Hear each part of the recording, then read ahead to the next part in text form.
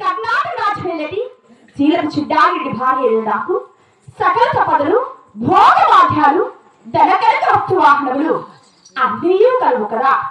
అయినను నా గర్భవంతుల ఎలుగుముద్ద 6 మంది మగ సంతానం కలిగారు. పుట్టింటి వారి పేరు ప్రతిష్టని పుట్టటమే కన్యాదానము చేయుటికైనా నా ఇంటి కుల గోత్రం పెంచడానికైనా నా గర్భేంద్రుడు ఒక్క ఆడవాళ్ళ స్థానం కలగలేదు కదా. అయినను ఈ యొక్క పాముకుల రక్తంలో కోరిన మా అన్నగాని 7 మంది నా మనసారా తలచినా కూడా నా గర్భేంద్రుడు ఆడవాళ్ళ సంతానం కలుగుడో ఏమో కదా.